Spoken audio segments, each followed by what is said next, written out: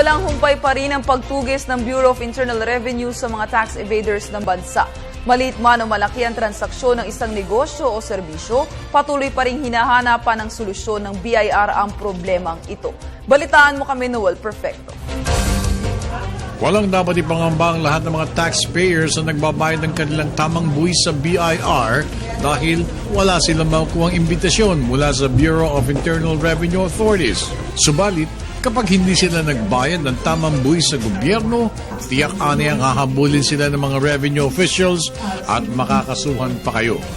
Itong maling pahayag ni BIR Commissioner Kim Henares sa regular na bulong-pulungan ng sikat na komunistang si Didi Sitangco, kung saan tinanong siya ng mga mamahayag hinggil sa shame campaign ng ahensya laban sa mga tinaguriang pahirap ng mga profesional na hindi nagbabayad ng tamang buwis. Lahat ng sektor, meron nagbabayad ng tama, meron hindi nagbabayad ng tama. Di ba katulad ng sabi ko, pwede ako magkaroon ng ad ng 100 na sektor at tama pa rin yan.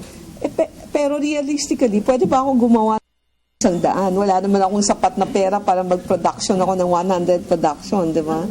Ayon kay Commissioner Kim Henares, hindi naman niya pinatatamaan ng mga doktor na naapektuhan ng shame drive ng BIR dahil nais lamang niyang paalalahanan ang lahat ng mga profesional na magbayad lamang ng tamang halaga sa takdang panahon at wag sanang umiwas pa at magpalusot sa gobyerno dahil tiyak naman aniyang malalaman niya ito at kaso makakaharap kapag napatunayang totoo ang mga bintang sa kanila.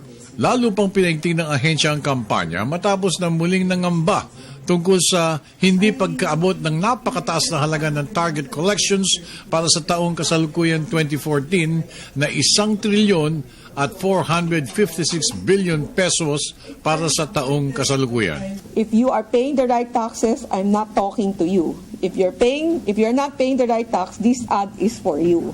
They shouldn't be sensitive. Yeah. Di ba? If you're paying the right taxes, then I'm not talking to you. Why should you get hurt? Para sa Telebisyon ng Bayan, ako naman si Noel Perfecto.